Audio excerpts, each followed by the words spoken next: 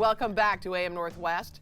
It's the story of a shipwreck, an unthinkable choice, and a murder trial that changed legal history. Here to share the story, we welcome the author of Captain's Dinner, Adam Cohen. Adam, great to speak with you today. This is such an incredible, incredible story. Let's set the scene for our viewers. It is 1884, and the yacht Mignonette, is that how you pronounce it? Mignonette, yeah. Mignonette. They set sail from England until it sank, and then the crew of 4 found themselves in a lifeboat.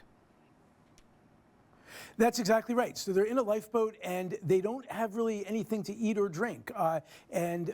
They try to capture rainwater. It doesn't really work out. They capture a sea turtle. They live off of that for a little while. But basically, they don't have any sources of food or water. And the captain begins to think of something called the custom of the sea.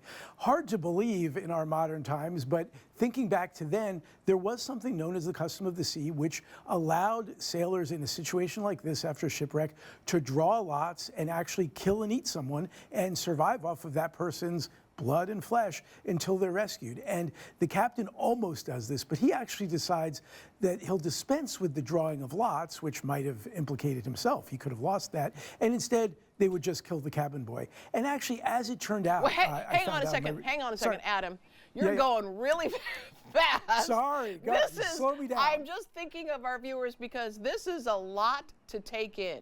So slow me down. What we're saying is that they felt they could get away with cannibalism because it was the culture back then. It was the law at that time. That is exactly right. And also, it was, they would say, a necessity, right? There really was no other source of food or beverage. So that is what they were thinking. The only thing they could drink that they could reach, they couldn't drink the seawater, too salty, was the blood in one of their bodies. And yeah, they decided on the cabin boy. And why take the little cabin boy, the youngest? Well, the captain said it was because he was the sickest. He also said it was because he didn't have a wife and children the way the others did. But it was also, what I found out in my research, is they always killed the cabin boy or the one enslaved person who was being transported or the one Spanish person on a ship full of Englishmen. It was always the outsider or the person at the bottom of the hierarchy who got eaten. Wow. Okay, so then they think they're going to get home to, like, being heroic.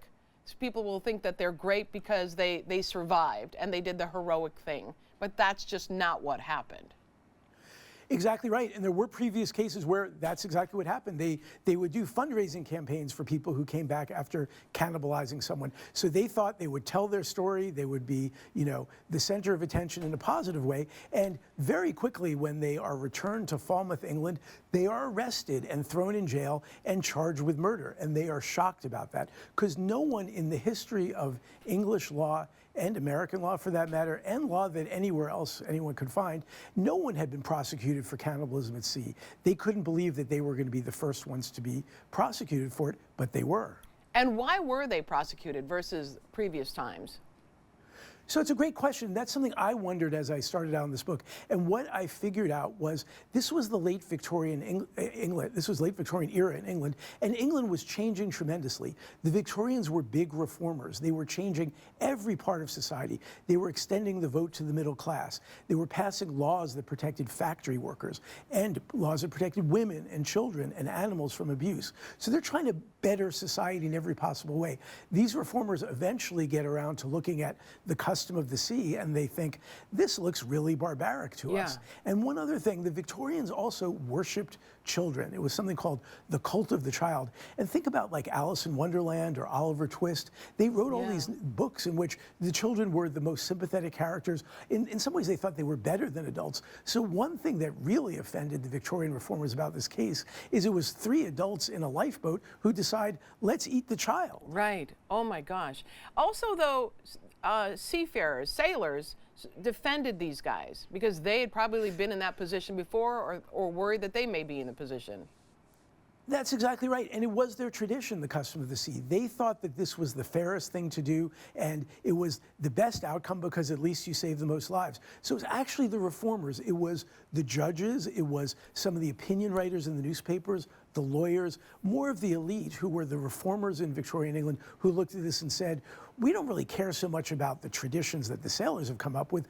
This strikes us as barbaric, and we don't want this to be English law anymore. When you look at the moral position they were put in, what does that compare to now? Are there things that you can say relate to today?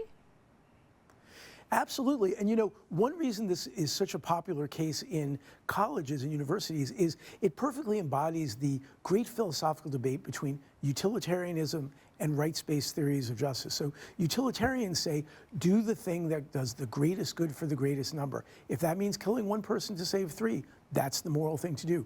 Rights-based people say the better thing to do is to respect the fact that a person has the right to their own life and shouldn't be murdered. And this does come up a lot. And actually, very interestingly, at the start of the pandemic in England, the doctors' union sent out a memo to all the doctors in England saying, there was a shortage of ventilators, and they said, if you have a patient on a ventilator and someone comes into your hospital who has a better chance of living, take the ventilator away from the first person and give it to the person with a better chance of living. That, of course, is similar because they're basically saying sacrifice that first person who's in the process of hopefully being healed. So, you know, one of the leading medical ethicists in England wrote a screed in which he attacked this policy. He said the union was wrong, and he said this is not right, it's not fair to that patient, and he said it's illegal because of this case. And what I loved about this essay that he wrote is he titled it, Why Kill the Cabin Boy?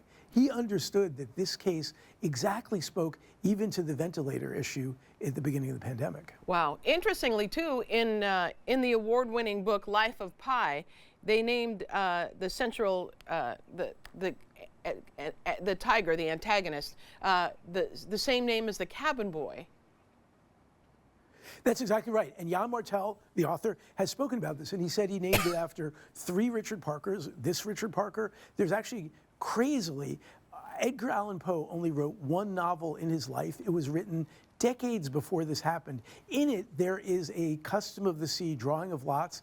They eat someone at sea. The character who's eaten in that novel is named Richard Parker. How crazy is that? Yeah. There's a 3rd shipwreck where there is a person named Richard Parker who's killed and eaten. So Jan Martel said he named that Bengal tiger after these 3 Richard Parkers. And crazily enough, my law school roommate studied this this case in his criminal law class. I did not. His professor at Harvard Law School, who taught him the case, was also named Richard Parker. Oh, wow, wild. Okay, this is an incredible story. We want to tell everyone, check out Captain's Dinner. Adam Cohen, thank you so much. Excellent work. Thank you, Helen. All right, we'll be right back with more AM Northwest. Don't go away.